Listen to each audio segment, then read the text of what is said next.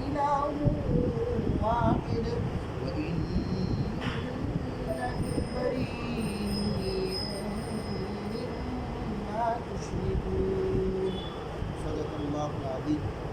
شروع اللہ کے نام سے جو بڑا نہایت رحم کرنے والا اور مہربان ہے. اس سورت کا ایک رکوع ہو چکا ہے. یہ مکی سورت ہے اور روایتوں میں ملتا ہے کہ یہ سورت اللہ تبارک و تعالیٰ نے مکمل سورت ایک ساتھ نازل کی.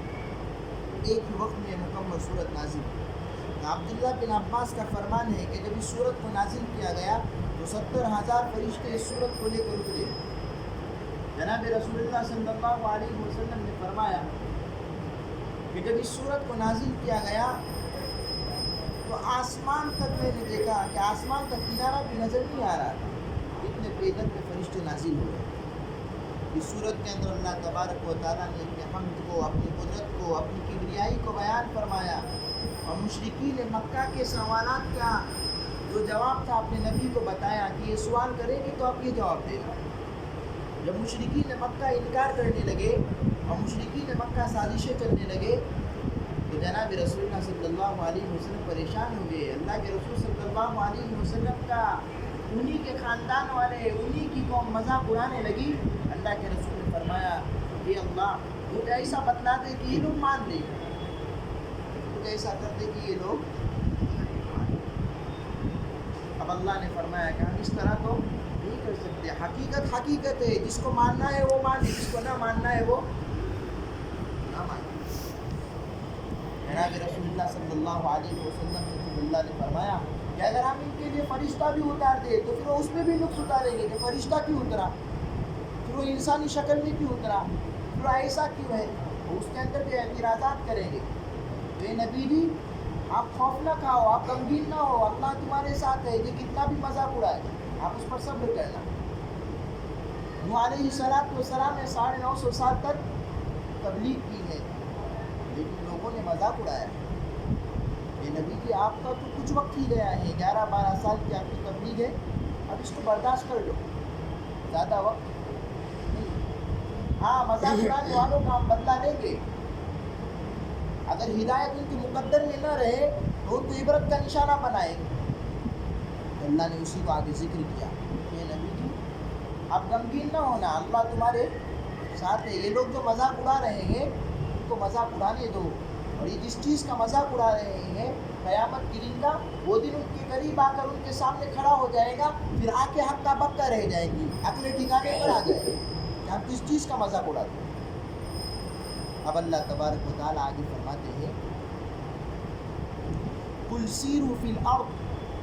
قل اے نبی جی آپ فرما دیجئے سیروا فی الارض کہ زمین میں چلت فرت کرو، زمین میں چلو، سیر تفریح کرو. ثم انظروا اور نظر دہراؤ اور دیکھو کیف کان عاقبۃ المکذبین کہ جھٹلانے والوں کے ساتھ کس طرح انجام کیا گیا، جھٹلانے والوں کا کیا انجام کیا گیا. جاؤ تم زمین میں چل پھر کر دیکھ لو، تم کو سمجھ میں آئے گا کہ ایک قوم تھی قوم عاد، ایک قوم تھی قوم ثمود، ایک قوم تھی قوم لوط، ایک قوم تھی موسیٰ علیہ السلام کی قوم، ایک قوم تھی شعیب علیہ السلام کی قوم. ہم نے ان کے ساتھ کیا کیا، جا کر دیکھ لو، تم کو سمجھ میں آئے گا کہ ایک قوم تھی. نبیوں کا مذاق اڑانے پر ہم نے کس طرح عبرت کا نشانہ بنا دیا. جاؤ اردن کے شہر میں جا کر دیکھو، مدین میں جا کر دیکھو، سمجھ میں آئے گا. ہم نے کس طرح قوم لوط کو زمین میں دھسایا، کس طرح نوح علیہ السلام کی قوم کو ڈبا دیا، کس طرح ہم نے قوم عاد کو غارق کر دیا، قوم ثمود کو نیست نابود کر دیا طاقت ہونے کے باوجود. اور ایسی طاقت کہ آج کے دور کے اندر کسی کے پاس اتنی طاقت نہیں ہے، کسی قوم کے پاس اتنی طاقت نہیں. اللہ نے ایسی طاقت دی تھی لیکن نبی کا مذاق اڑانے کی وجہ سے اللہ نے عبرت کا نشانہ بنا دیا. موسیٰ علیہ السلام کی قوم ہے، فرعون نے مذاق اڑایا ہے. اللہ نے بادشاہت کا دعویٰ کرنے والا، سمندروں پر حکومت کا دعویٰ کرنے والا سمندر میں ڈبا کر دکھایا. شعیب علیہ السلام کی قوم ہے، انکار کرنے کی وجہ سے اللہ نے ہلاک کر کر دکھایا. نمرود ہے، اللہ نے دھسا کر دکھایا ہے. قارون ہے, اللہ نے دھسا کر دکھایا ہے. جب نبی کا مذاق بنائیں گے اللہ ایک وقت تک مہلت دے گا, پھر ایسی گرفت کرے گا, اگر توبہ نہ کی تو ایسی گرفت کرے گا کہ سارے عالم کے لیے عبرت کا نشانہ بن جائے گا. اللہ نے بنا کر دکھایا عبرت کا نشانہ.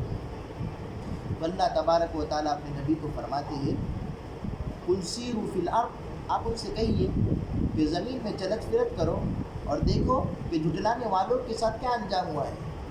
عرب کے ممالک میں ہی عرب کے ممالک میں ہی قوم ثمود اور قوم عاد کی جو بستی تھی, عبرت کا نشانہ, بڑے بڑے پہاڑ, بڑی بڑی عمارتیں, اس کے اندر ان کے گھر موجود ہے. اللہ فرماتے ہیں ان سے کہیے کہ جا کر دیکھ لو, عبرت کی جگہوں پر جا کر دیکھو گے تو سمجھ میں آئے گا کہ جس نے نبی کا انکار کیا, اللہ کی تخلیق کا انکار کیا, ہم نے ان کے ساتھ کیا کیا. سمجھ میں آئے گا ہم نے کیا کیا. تو پتہ چلا کہ اگر اللہ کا خوف قلوب کے اندر پیدا کرنا ہے تو ان مقامات کو دیکھو جو عبرت کی نشانیاں ہیں, ان مقامات پر جاؤ جو عبرت کی نشانیاں ہیں, جس سے اللہ کا خوف پیدا ہوتا ہے کہ اس قوم کو بھی ہلاک کیا گیا. اگر ہم بھی اسی کی گرفت میں آ گئے, ہم بھی اسی کی گناہ کی زدوں میں آ گئے تو ہم پر بھی وہ عذاب مسلط ہوگا. اور اگر عبادت کا شوق پیدا کرنا ہے تو اللہ کی قدرت کو اور اللہ کی رحمت کو دیکھو. عبادت کا شوق پیدا کرنا ہے تو اللہ کی قدرت کو, اللہ کی رحمت کو دیکھو کہ کیسی قدرت والا, اللہ کیسی قدرت والا. سارے نظام کائنات کو دیکھو کہ کیسا اللہ نظام کائنات کو بنایا اور کس طرح چلاتا ہے. کتنے کہکشاں ہیں, کتنی زمینیں ہیں, اور کیا کیا دنیا کے اندر اور اس کے باہر جتنی بھی چیزیں ہیں ہر ایک گردش میں ہے, لیکن کوئی ایک دوسرے سے مل نہیں رہی. اگر مل جائے تو ہر چیز فنا ہو جائے, آگ لگ جائے, لیکن اللہ اپنے حکم سے چلاتا ہے. یہ زمین کو اللہ اپنے حکم سے چلاتا ہے, سورج کو نکالتا ہے. سورج کی تپش ایسی ہے کہ 50 کروڑ ایٹم بم کی طاقت, 50 کروڑ ایٹم بم کی طاقت ایک سورج کے اندر ہے, جو اتنا دور رہنے کے بعد بھی ہم کو دیتا ہے کرنا. جب سوا نیزے پر آئے گا تو کیا حال ہوگا خیر.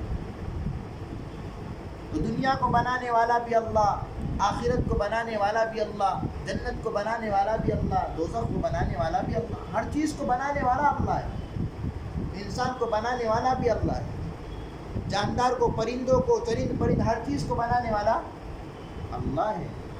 ایک ایسا انسان کو بنایا کہ 2 پانی کے ملنے سے انسان کا وجود ہوا. پانی کے ملنے سے انسان کا وجود کیسے ہو سکتا ہے؟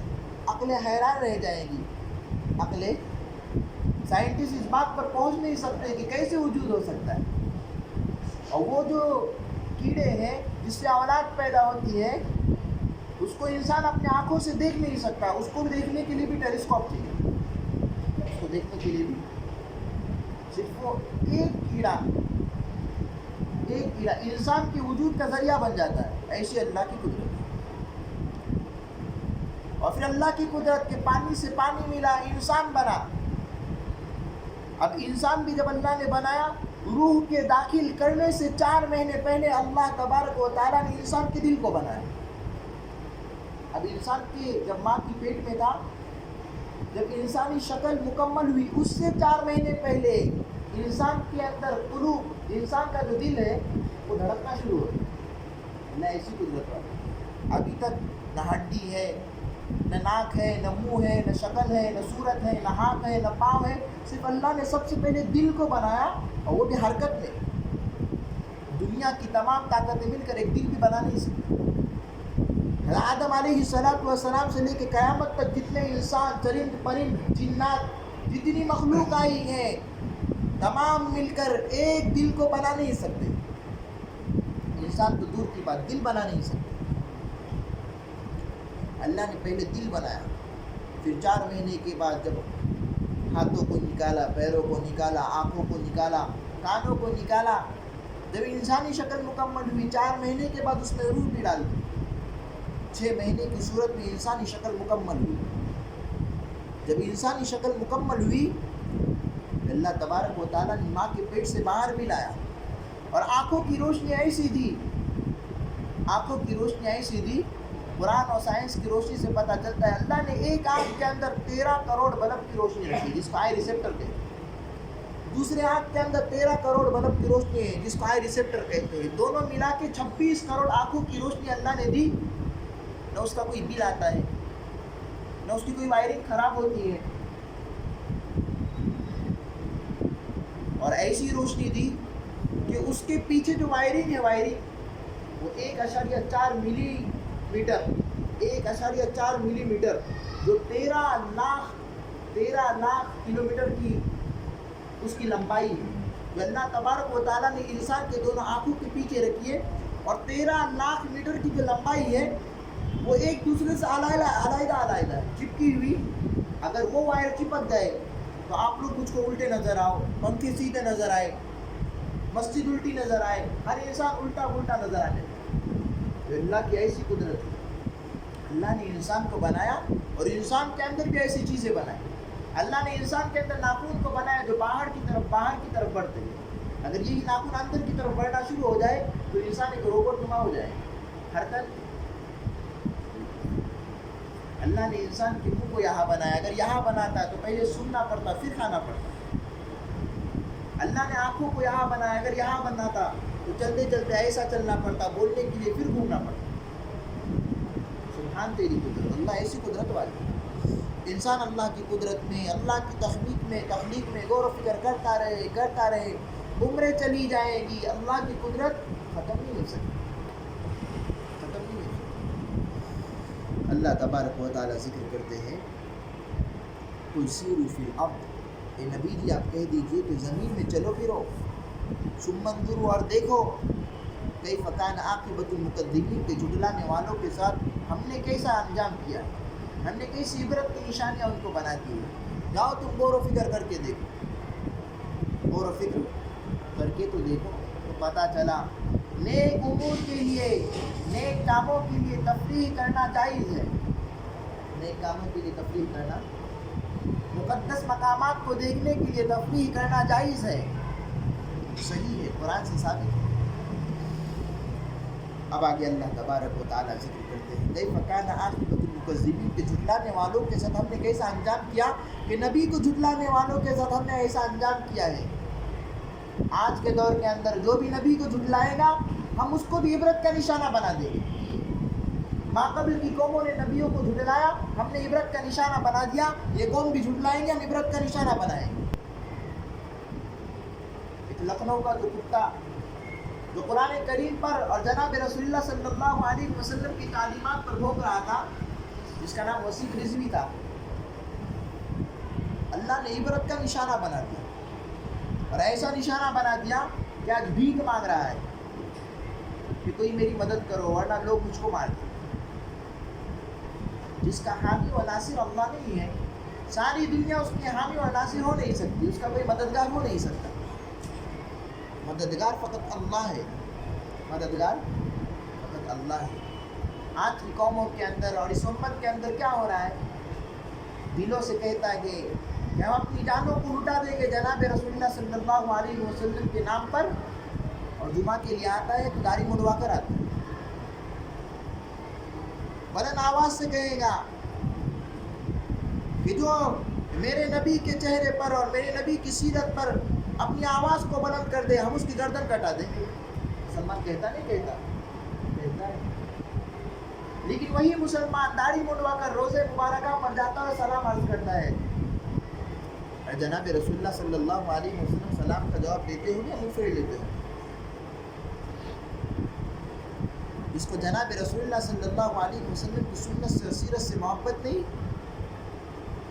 وہ اتنے بڑے دعوے کرے، یہ تو منافق کی علامت ہے، یہ منافق کی علامت ہے۔ بڑے بڑے دعوے کرنے والے منافق بھی تھے، لیکن قلوب کے اندر نفاق اتنا بڑا تھا کہ اللہ اور اس کے رسول سے نفرت کرتے تھے، اللہ اور اس کے رسول سے۔ آج کا مسلمان کا بھی وہی حال ہے کہ باہر کی زبان سے محبت کو ظاہر کرتا ہے، لیکن دل کے اندر جو ہے وہ خود ظاہر ہوتا ہے۔ آج مسلمان اس لیے داڑھی نہیں رکھتا، سنتوں پر اس لیے نہیں آتا کہ وہ سمجھتا ہے لوگ کہیں گے بڑا ولی ہو گیا، لوگ کہیں گے اتنے صوفی صاحب کیوں ہو گئے، یاد رکھنا کچھ دن کہیں، دنیا کی زندگی کچھ دن کی ہے، ایک وقت آئے گا کہ اس دنیا سے فنا ہو جاؤ گے، ختم ہو جاؤ گے، جب سنت اور سیرت لے کر اور سنت والا لباس لے کر اور سنت والا چہرہ لے کر اللہ کے سامنے حضوری ہوگی، پیشی ہوگی. جو سیرت لے کے آئے اللہ اس کو جہنم کی آگ میں جلائے، ایسا ہو نہیں سکتا، ایسا ہو نہیں سکتا. دنیا کی کچھ وقت کے تانے کے لیے انسان سیرت کو بھی ٹھکرا دیتا ہے، انسان سیرت کو اور حکم خداوندی کو اور پیرو محمد مصطفیٰ صلی اللہ علیہ وسلم کو ٹھکرا دیتا ہے، جھٹلا دیتا ہے.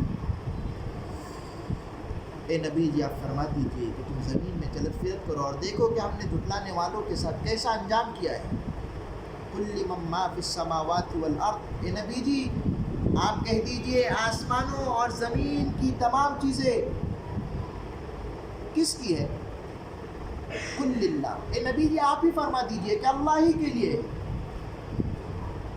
جب انسان کو کسی چیز کی معلومات ہوتی ہے کہ مجھ کو پتہ ہے یہ کام میں نے ہی کیا ہوں اور ان کو پتہ ہے کہ انہوں نے دیکھا ہے کہ میں نے اس کام کو کیا ہوں، تو میں کہوں گا یہ کام کس نے کیا ہے؟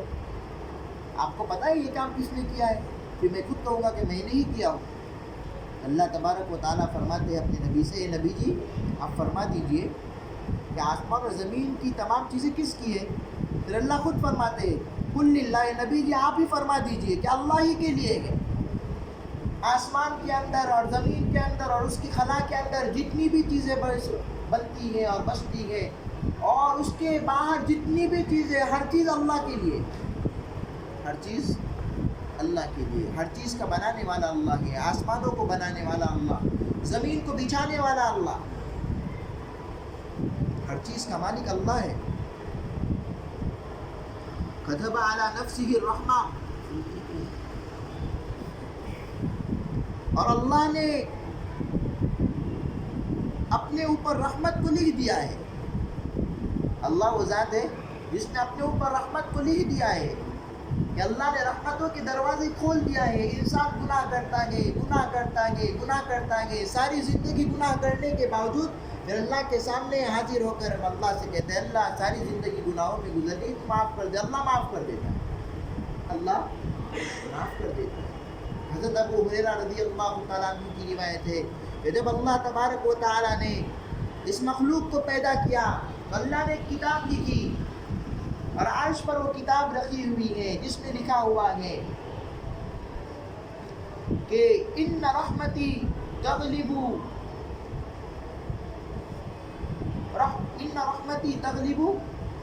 غضبی، کہ میری رحمت میری غضب پر بھاری ہے، میری رحمت میری غضب پر بھاری ہے. اللہ ایسی رحمت والے جس نے بنی اسرائیل کو بھی، بنی اسرائیل کے گنہگاروں کو معاف کر دیا، جس کا نام تھا کفل. ساری زندگی گناہوں کو کرتا رہا، آخری وقت اللہ کے سامنے حاضر ہوئے اللہ کو معاف کر دے، اللہ نے معاف کر دیا. اور اس وقت کوئی گناہ کرتا تو صبح میں دروازے پر لکھ دیا کرتا تھا، لکھا ہوا آتا تھا، اللہ لکھ دیا کرتا کہ فلاں نے یہ گناہ کیا ہے. لوگوں نے دیکھا کہ کفل کا انتقال ہوا، لیکن دیکھا دروازے پر لکھا ہوا ان اللہ قد غفر للکفل، اللہ نے کفل کے گناہوں کو معاف کر دیا.